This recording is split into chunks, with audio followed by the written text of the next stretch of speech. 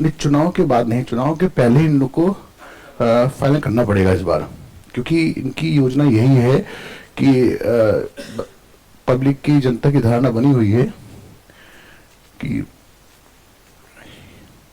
इस गवर्नमेंट में यानी कि नौकरियां जो है बहुत कम मिलती हैं। लेकिन होता है क्या है कि अब की बार यह है कि सारी वैकेंसी अभी हर स्टेट में देखिए अपने अपने स्तर पर, चाहे वो किसी विभाग की वैकेंसी आ रही हैं और बहुत जल्दी उसको फुलफिल। अब ऐसा नहीं समय रहा है कि फॉर्म भरने के बाद 6 महीने का समय दिया गया या 3 महीने का समय दिया गया ना, तो इस प्रकार से तो आपको सबको जो है अपनी रणनीति की तैयारी करनी होगी, ठीक है। और इसी 1 महीने को आपको 3 महीना बनाना होगा, है ना।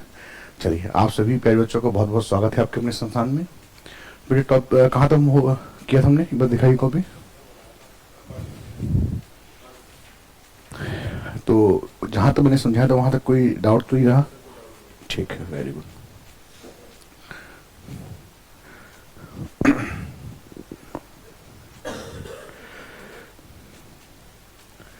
अगर यहीं पे आपसे पूछा जाए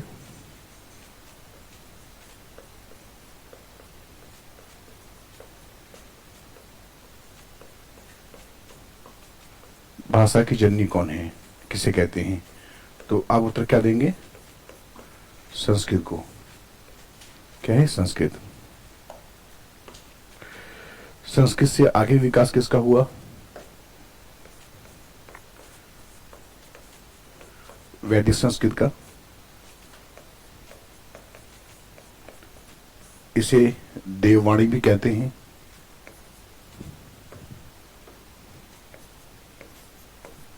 देववाणी।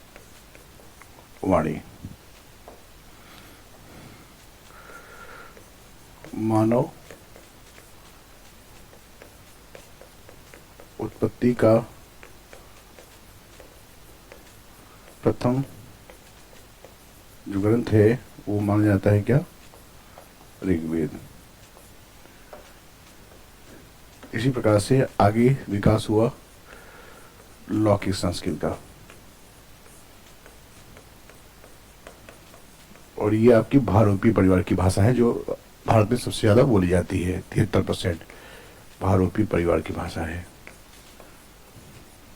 जो कि शब्द भारत जमा यूरोप से जुड़ के बना है। इससे आगे का समय जो होता है वो पाली का है। पाली का संबंध आप सबको मालूम किससे है? बौद्ध धर्म से है। बौद्ध धर्म से है, और भारत की पहली देसी जनभाषा है ये।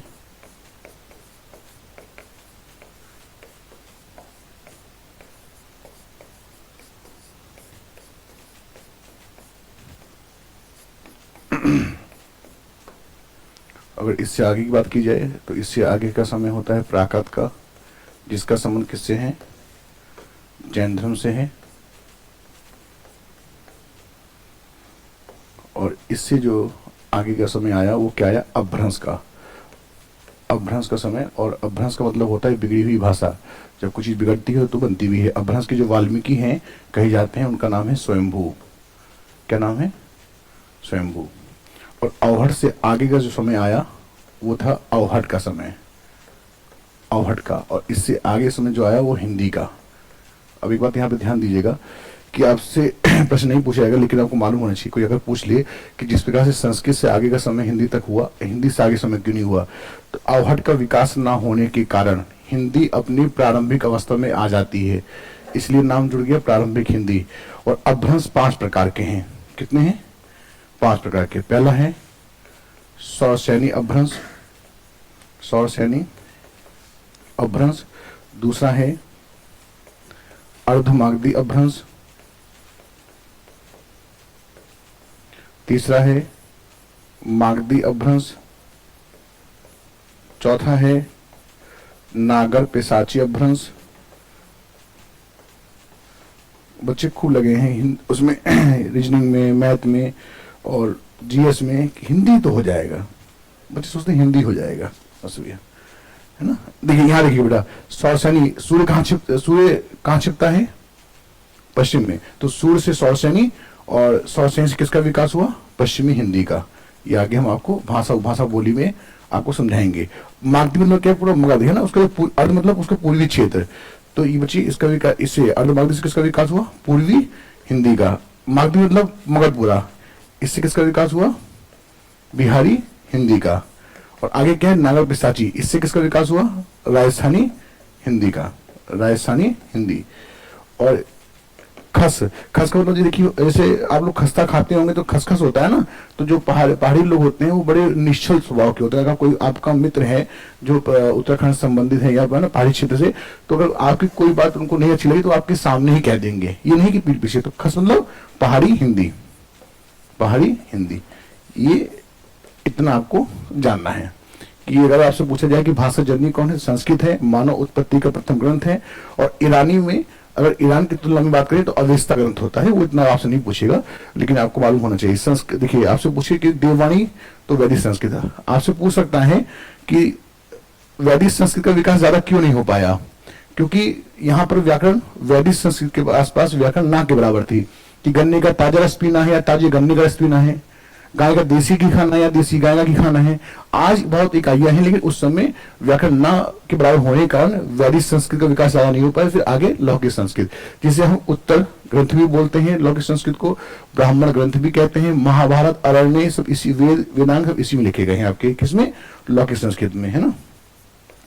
महाभारत हो गया, उपनिषद हो गया, है ना, उपवेद हो गए, ये सब इसी में है। जल्दी से, हाँ इसमें नहीं, लौकिक में। लौकिक का मतलब है, लौकिक संस्कृत मतलब भारतीय।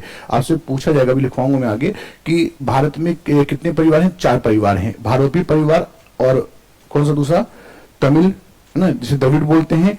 उसके बाद फिर के बच्चे क्या, आस्ट्रिक है, फिर चीनी है। भारत में 4 परिवार हैं और सबसे ज्यादा 73% लोग भारतीय बोलते हैं, जिसका हम लोग प्रयोग करते हैं। चलिए नोट कर लीजिए, फिर आगे बढ़ते हैं।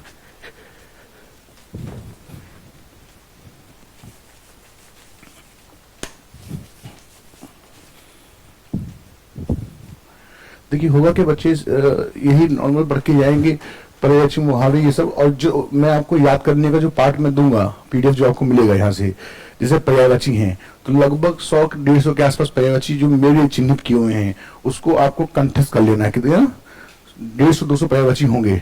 उसके अलावा किसी बुक से आपको पर्यायवाची नहीं पढ़ना है।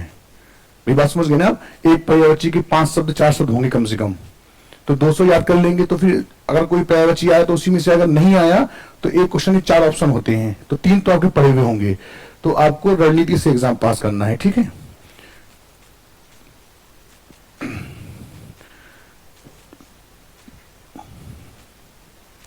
ये बहुत सुंदर बात है, अच्छी बात है कि आप सब जो है समय से उपस्थित हो गए थे, लेकिन अभी हमारे कुछ साथी नहीं आए हैं। हाँ, प्रारंभिक हिंदी, यानी कि हिंदी बेटा देखिए, हाँ देखिए मुझे, हिंदी जो है अपने पूर्व अवस्था में चली जाती है, इसलिए बोलते हैं प्रारंभिक हिंदी। यानी हिंदी का विकास मुझे कहा है, अभ्रंश चली गई, और यहां से विकास हुआ सौरसैनी से पश्चिमी हिंदी का। आगे पूरा का एक क्रम आपको बताएंगे कैसे है।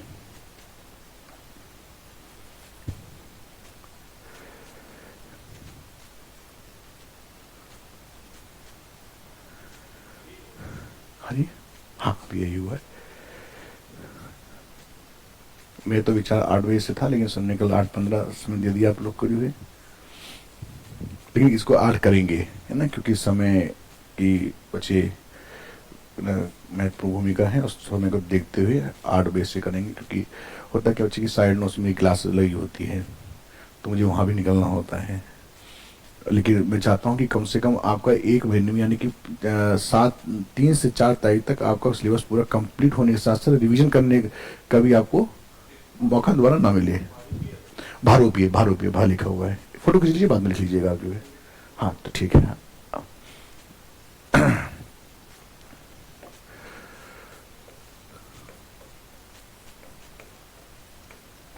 दिखाई पड़ा आपको सब?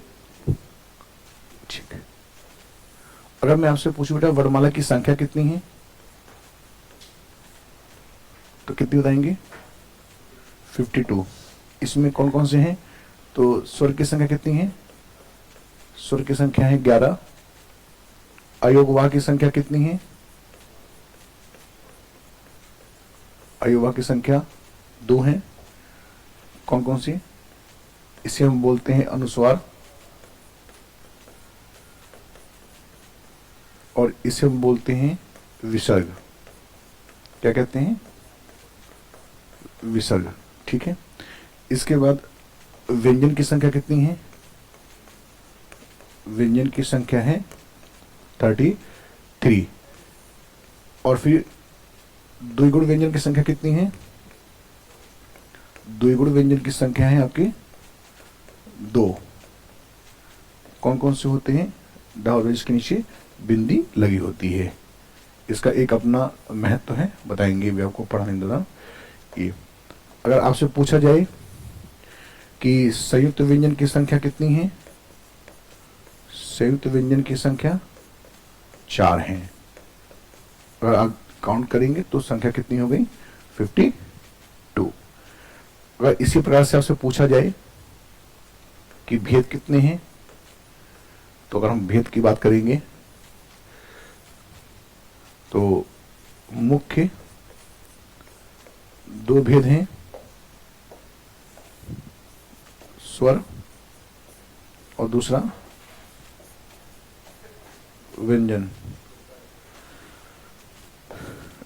वो भी पढ़ने आया होगा।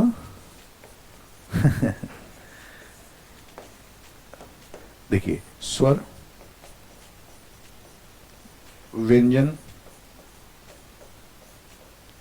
और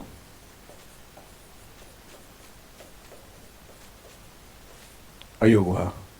अगर आपसे पूछा जाए यहां पर कि वर्णमाला में स्त्रीलिंग वर्ण कितने हैं, तो उत्तर दीजिएगा 3। कौन कौन से हैं? छोटी ई, बड़ी ई और ऋषि ऋषि, ये आपके स्त्रीलिंग वर्ण हैं। इसके बाद पुल्लिंग कितने वर्ण हैं? पुल्लिंग जो शेष बच गए, शेष मतलब इसमें, जो इसमें से शेष बच गए, शेष। इसके बाद परिभाषा क्या है?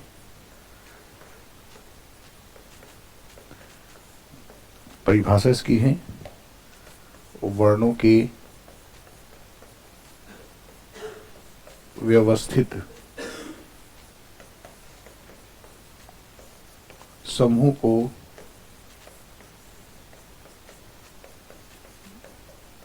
वर्णमाला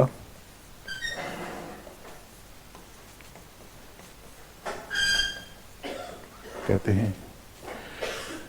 ये पूरा एक आपका वर्णमाला का एक व्यवस्थित डायग्राम है जिसको पूरा पढ़ना है हमको।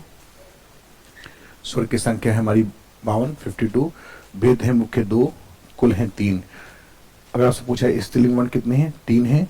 शेष पुल्लिंग है आपके, और परिभाषा वर्णों के व्यवस्थित समूह को वर्णमाला कहते हैं। ये क्लास यूट्यूब पे चल रही है क्या बेटा?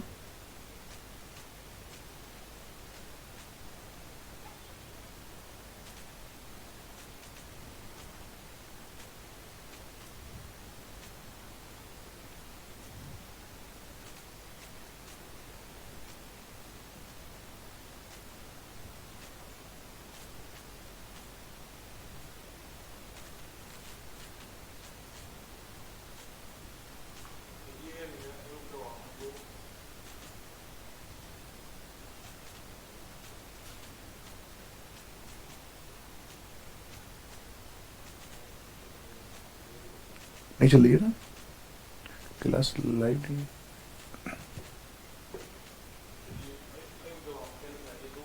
ये अनुस्वार है और ये विसर्ग है। इसे अनुस्वार बोलते हैं जिसके ऊपर बिंदी लगी होती है, और इसे विसर्ग बोलते हैं।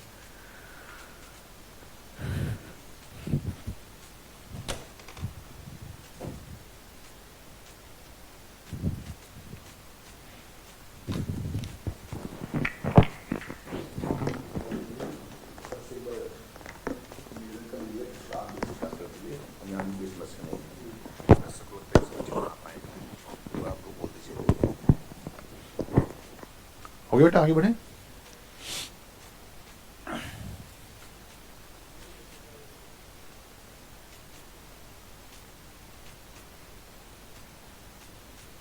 आप लोग फोटो ले लिया करो, आप समझ लिया करो, फोटो ले लिया करो, क्योंकि ना लिखने में टाइम जाएगा। है ना, थोड़ा सा हमको भी तेजी करनी है। देखिए नीचे नीचे पेपर है, उसको हटाइए। किस लिए, इसकी लॉगिन आईडी तो पूछ लीजिएगा, जैसे मुझे तो अभी मालूम नहीं है, सर से पूछ लीजिए, बात कर लीजिएगा, ऑफिस में बात कर लीजिएगा। ऐसा करिएगा जैसे मैं समझा दूँ, आप समझ लीजिए उसको ना, फोटो कॉपी और मतलब की फ़ोटो खींच लीजिए, बाद में इसको लिख लीजिएगा आप, है ना, क्योंकि इससे मैं कम समय में आपको ज़्यादा पढ़ा पाऊंगा जो है। अब बेटा देखिए क्या है कि पहले लिखिए स्वर। स्वर किसे कहते हैं, लिखिए, इसको लिखवा देते हैं, जगह छोड़ दीजिएगा, फिर आराम से आप उसको फिर कर लीजिएगा। स्वर, देखिए जिन ध्वनियों के उच्चारण में, स्वर हेडिंग लगाएंगे आपसे भी, स्वर, जिन ध्वनियों के उच्चारण में, जिन ध्वनियों के उच्चारण में या लेखन में किसी की सहायता नहीं ली जाती है, किसी की सहायता नहीं ली जाती है, किसी की सहायता नहीं ली जाती है, तो उसे स्वर कहते हैं, तो उसे स्वर कहते हैं। सहायता नहीं ली जाती है तो उसे स्वर कहते हैं।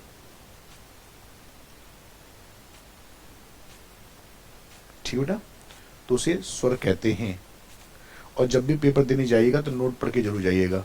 लिखिए नोट, नोट में लिखिएगा, स्वर की संख्या 11, स्वर की संख्या 11 एवं कुल संख्या 13 होती हैं। स्वर की संख्या 11 एवं कुल संख्या 13 होती हैं। कुल संख्या 13 होती हैं, जिसमें 11 स्वर, जिसमें 11 स्वर एवं 2 अयोगवाह होते हैं, जिसमें 11 स्वर एवं 2 अयोगवाह होते हैं। 11 स्वर एवं 2 अयोगवाह होते हैं। ठीक बेटा, 2 अयोगवाह होते हैं। नोट नंबर 2 लिखिए, नेक्स्ट नोट लिखिएगा, स्वर के मुख्य 2, स्वर के मुख्य 2 एवं कुल 3 भेद होते हैं। स्वर के मुख्य 2 एवं कुल 3 भेद होते हैं। अब इस चार्ट को मेरे साथ बना दीजिए, साथ के साथ। स्वर के मुख्य 2 एवं कुल 3 भेद होते हैं, 3।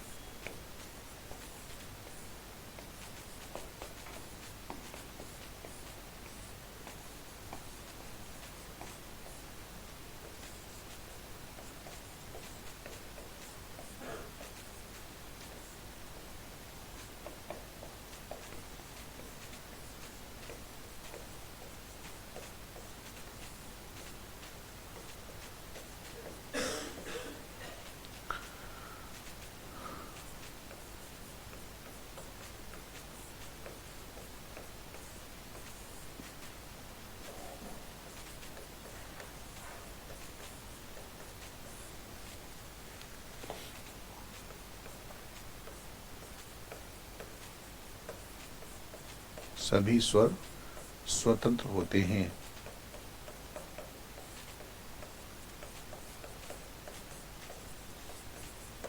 सभी स्वर स्वतंत्र होते हैं, यानी कि मैं वर्णमाला टॉपिक अगर समय मेरे पास होता तो मैं इसको कराता हूँ कम से कम 4 क्लास में, क्योंकि बड़ा टॉपिक है। लेकिन आप सबकी गति को देखते हुए बहुत जल्दी हो जाएगा। और आपसे पूछा जाए स्वर की संख्या 11, कुल 13, भेद कितने होते हैं, 2 और कुल 3। बेटा एक बात सुनिएगा ध्यान से, अगर क्वेश्चन पूछा है स्वर के भेद होते हैं, उसमें ना मुख्य लिखा हो ना ही कुल लिखा हो, ऑप्शन में 2 भी हो और 3 भी हो, तो उत्तर का चयन हमेशा मैक्सिमम डिलीट करना है। 3 है ना, 3 नहीं होगा तो उत्तर 2 लगाएंगे। मात्रा कितनी होती है, 10, कौन सी एक नहीं होती, बात करेंगे बाद में। परिभाषा क्या है, सभी स्वर स्वतंत्र होते हैं। हो गया। प्लुत स्वर, आधा प, लाभे छोटियों की मात्रा होता, इसको बोलते हैं प्लुत स्वर।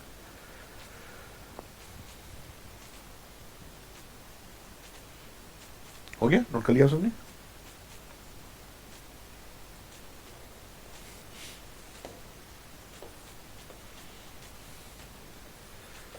अब स्वर के भेद की बात करेंगे।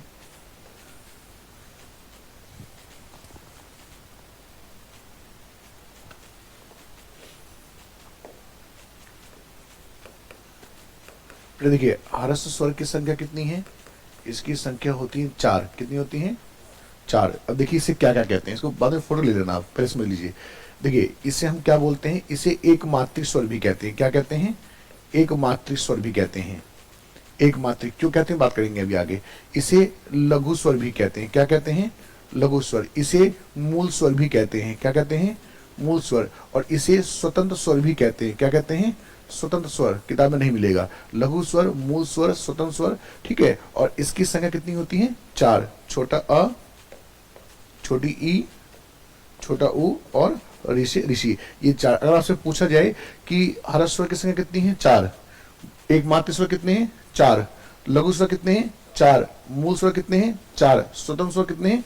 4।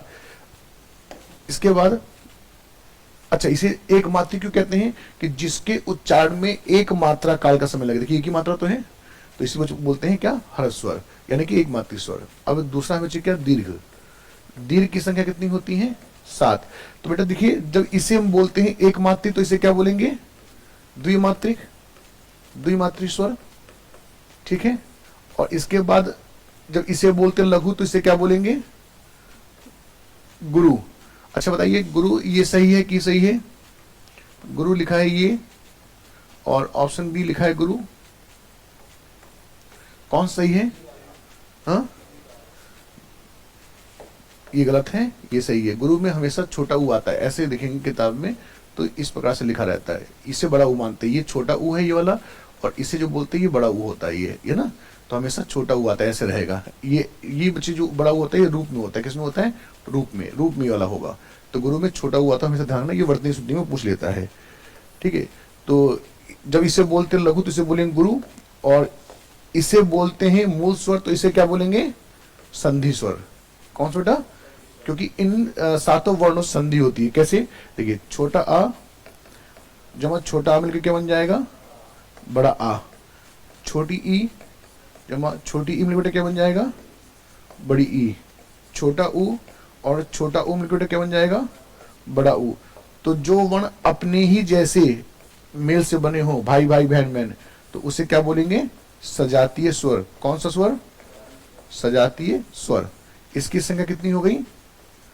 3। अब नेक्स्ट क्या है कि छोटा आ और छोटी ई से क्या बनता है?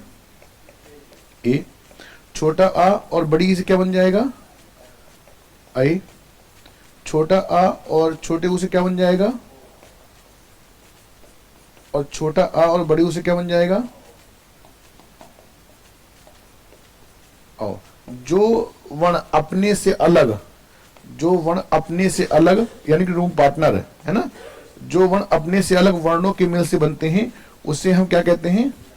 विजातीय या, विजातीय नहीं पूछेगा, विजातीय या संयुक्त स्वर। क्या कहते हैं?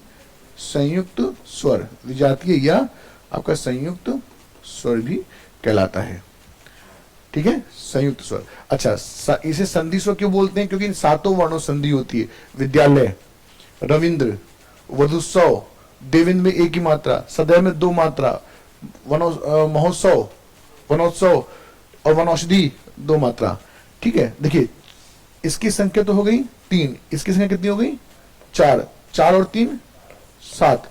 दीर्घ स्वर की संख्या 7, ह्रस्व स्वर की संख्या 11। तो स्वर तो होते हैं 11, तो इसमें तीसरा जो भेद होगा उसकी कोई संख्या नहीं होगी। तीसरा कौन सा है? प्लस स्वर। जब इसे बोलते हैं द्विमात्रिक, मतलब क्या? जिसके उच्चारण में 2 मात्रा काल का समय लगे, तो इसे क्या बोलेंगे? इसे बोलेंगे त्रिमात्रिक। त्रिमात्रिक स्वर। और आपको नोट में यहां पे लिख लेना है,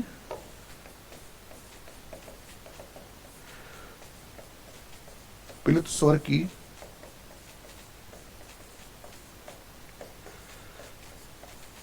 कोई संख्या नहीं होती है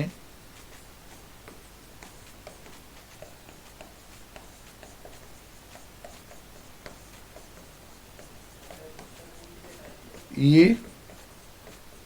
केवल उच्चारण के आधार पर होते हैं।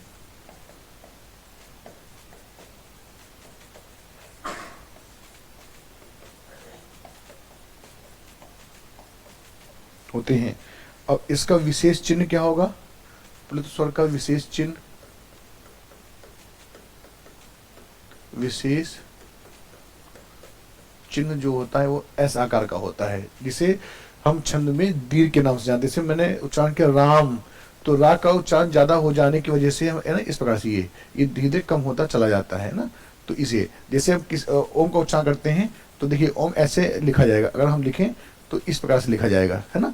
तो जिसके उच्चारण में दीर्घ स्वर से ज्यादा समय लगता है उसे हम बोलते हैं प्लुत स्वर। जैसे मैंने आपका नाम लिया अभिषेक, तो अभिषेक नाम में 3 से ज्यादा समय है, और अभिषेक जब नाम लेंगे तो जो बात का साउंड होता है, ध्वनि होती है, वो धीरे धीरे कम होती चली जाती है। इसका मतलब क्या है कि धीरे धीरे कम होती चली जाती है।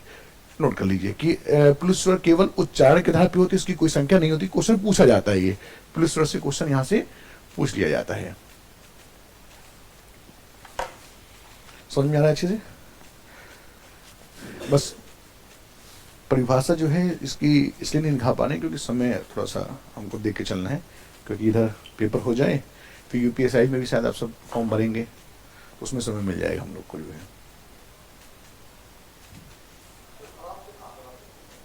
आराम से यही कराते हैं ये आराम से चल रहा है। बस ये है कि इसमें लिखने का समय नहीं दे पा रहा हूँ। क्यों? क्योंकि इसलिए थोड़ा सा अगर लिखेंगे तो ज़्यादा समय टाइम नहीं लगेगा इसमें जो है। कि मतलब कि देखिए आप समझ ले रहे हैं, बस ये है कि इसको आराम से बाद में नोट कर लीजिएगा। कोई बात नहीं, नोट कर लीजिए आप, कोई बात नहीं, नोट कर लीजिए आप नोट कर लीजिए, कोई दिक्कत नहीं। जब मैं नोट कराऊँ ना तभी से नोट कर लीजिएगा, और कोई भी डाउट हो तो तुरंत पूछ लीजिए, कोई दिक्कत वाली बात नहीं है। नोट कर लीजिए।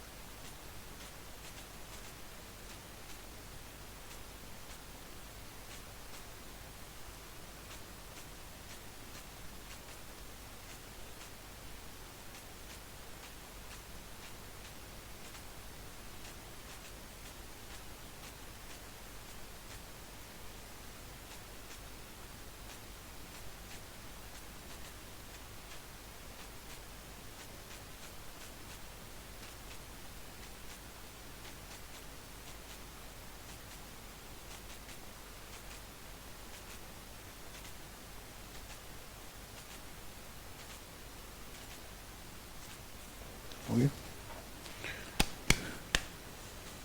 ओष्ठ के बच्चे कितने होते हैं? दो भेद होते हैं। पहला कौन सा है? वृत्ताकार स्वर। और दूसरा कौन सा है? अवृत्ताकार। बेटा एक बात ध्यान रखिएगा, ध्यान से देखिएगा। देखिए कैसे याद करोगे इसको, यहां से क्वेश्चन पूछ लेता है। वृत्ताकार स्वर उसे बोलते हैं जिसके उच्चारण में होंठ गोल हो जाए। तो ऐसे कितने स्वर होंगे? कौन कौन से? ऊ, छोटा ऊ, बड़ा ऊ और ओ, औ। Very good. अब इसके देखो याद करने का तरीका क्या है, इसके बाद जितने बच गए वो सभी क्या हो जाएंगे? अवृत्ताकार। तो कौन सा बच गया? छोटा आ, बड़ा आ, ई, बड़ी ई, ए और आई। ठीक है, और उसके बाद ये तो आ ही गया। ये तो हो गए ओष्ठ के आधार पे। री में री जो बोलते हैं ना, तो इसमें री का काउंट नहीं होता, इसमें उसमें होता है, अगर स्वर में होता है री। नेक्स्ट है आपका ओष्ठ के आधार पे और जीभ या जीवा के आधार पर। जीभ या जीवा के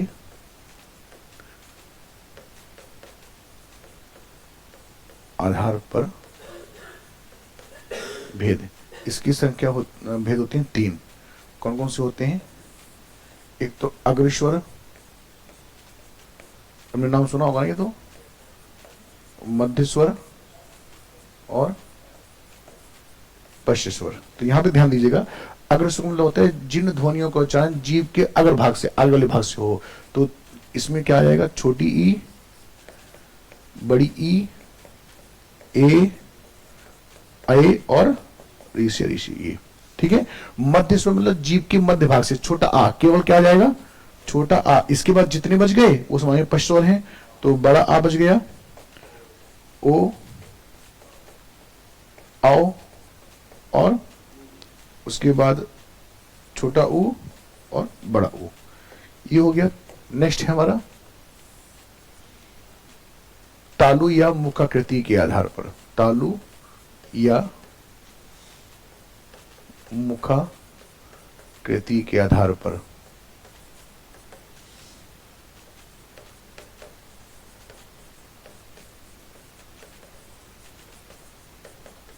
इसके भेद होते हैं 4।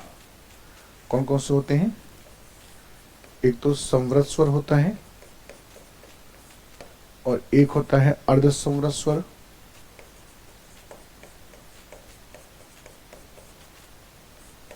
और एक होता है विवृत स्वर और एक होता है अविवृत स्वर। अब यहां ध्यान देंगे कि इसमें जो है संवृत स्वर में छोटी ई, बड़ी ई, उसके बाद छोटा ऊ और बड़ा ऊ, ये 4 होते हैं, आपको ध्यान रखना है। अर्ध संवृत स्वर में दोनों छोटे होते हैं, ए और ओ, ये वाला, ये दोनों अर्ध संवृत स्वर में आते हैं।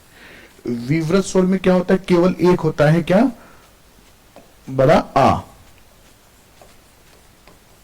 जिसके उच्चारण में पूरा मुख खुल जाए। इसका जितने बच गए हमारे वो सब क्या हो जाएंगे? अविवृत स्वर में कौन कौन सा बच गया हमारा? छोटा आ और हमारा बचिए ए, औ और सभी हमारे आ गए।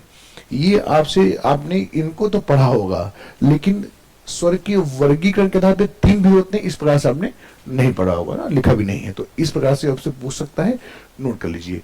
अब देखिए स्वर पढ़ाने में इतना समय लग गया, नहीं तो स्वर तो पढ़ा जाते हैं, छोटा बड़ी हो गया, काम खत्म।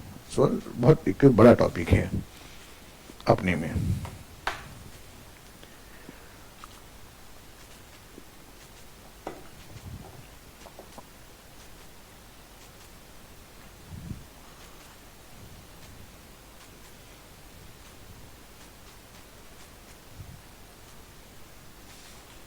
बेटा हो गया?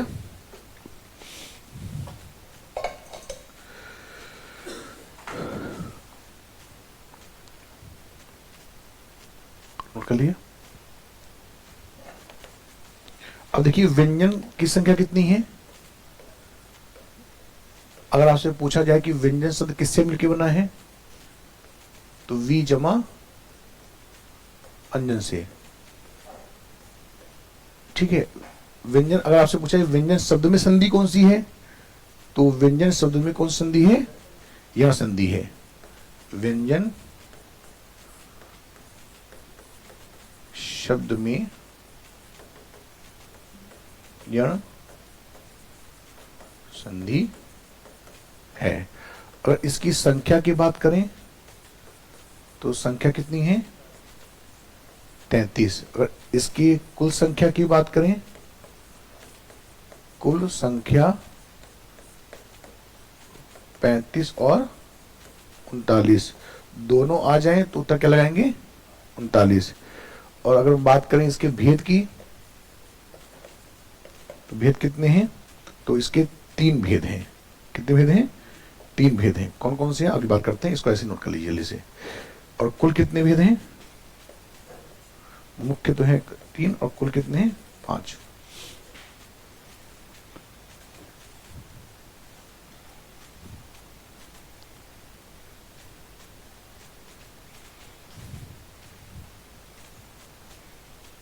हो गया बेटा। अगर आपसे पूछा है कि व्यंजन की कुल संख्या ऑप्शन में 35 भी हो 39 भी हो तो उत्तर क्या लगाएंगे, 39। तो 35 हो जाएगा। फिर अगर पूछा जाए कि व्यंजन की संख्या 33, व्यंजन किस सूत्र की बना है, वी जमा अंजन से। व्यंजन शब्द संधि है ना, संधि कौन सी, यण संधि है। अब यहाँ पे व्यंजन के भेद को देख लेते हैं।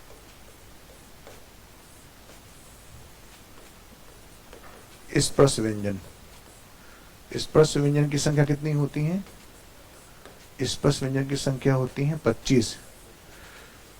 उस व्यंजन की संख्या कितनी होती है, अंतस्थ व्यंजन आता है पहले आपका आता है अंतस्थ व्यंजन, इसकी संख्या कितनी होती है, 4। उस व्यंजन की संख्या बेटे कितनी होती है, उस व्यंजन की संख्या आपकी होती है 4। और आपसे पूछा जाए कि द्विगुण व्यंजन की संख्या कितनी है, तो द्विगुण व्यंजन की संख्या होती है 2। अगर आपसे पूछा जाए कि संयुक्त व्यंजन, तो संयुक्त व्यंजन की संख्या आपकी कितनी है,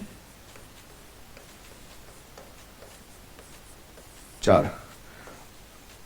अगर इन चारों को लेके काउंट करेंगे आप, इनको लेके तो संख्या कितनी हो गई, 35। अगर आप जोड़ लेते हैं सबको लेकर तो संख्या कितनी हो जाएगी, 39। बात समझ में आ गई आपको। लेकिन मुख्य 3 ही भेद हैं, कौन कौन से, स्पर्श, अंतस्थ और ऊष्म। ठीक है, अभी हम लिखवा देते हैं। ये समझ में आ गया कि व्यंजन के जो भेद हैं, कुल भेद कितने होते हैं, 5। मुख्य कितने होते हैं, 3 होते हैं।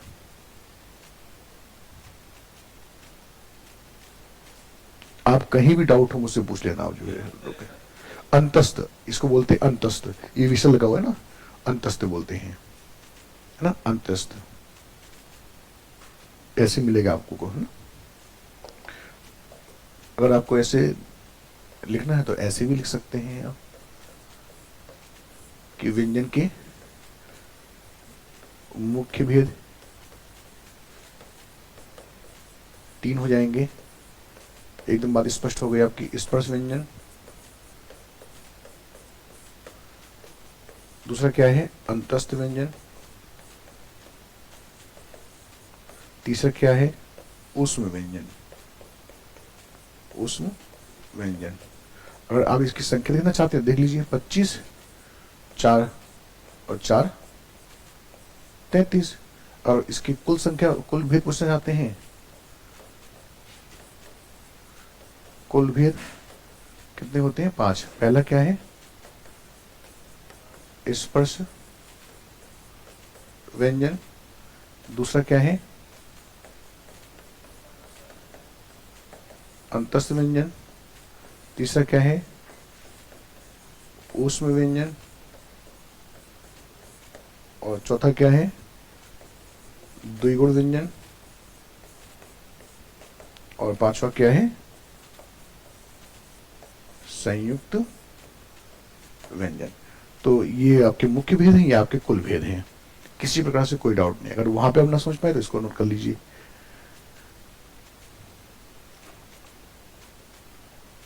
वर्णमाला टॉपिक पूरा होने के बाद फिर आप ना प्रैक्टिस सेट से क्वेश्चन लगाना। आपको सब लगते हुए मिलेंगे, है ना। प्रैक्टिस भी करना है आपको ना। गाड़ी चला तो मैं सिखा दूंगा आपको कि गाड़ी कैसे चलाई जाती है, लेकिन प्रैक्टिस कौन करेंगे? प्रैक्टिस आप ही करेंगे। और समझ में आ गया ना कि गाड़ी कितनी स्पीड में चलानी है, मोड़ पे कैसे गाड़ी मोड़नी है, ये सब तैयारी मैंने आपको करा दी। यानी कि मैंने आपको बता दिया कि कितने कितने आपके भेद होते हैं। अगर पूछा है कि स्पर्श व्यंजन में आपके कितने भेद होते हैं तो उसका क्या उत्तर देंगे? देखिए,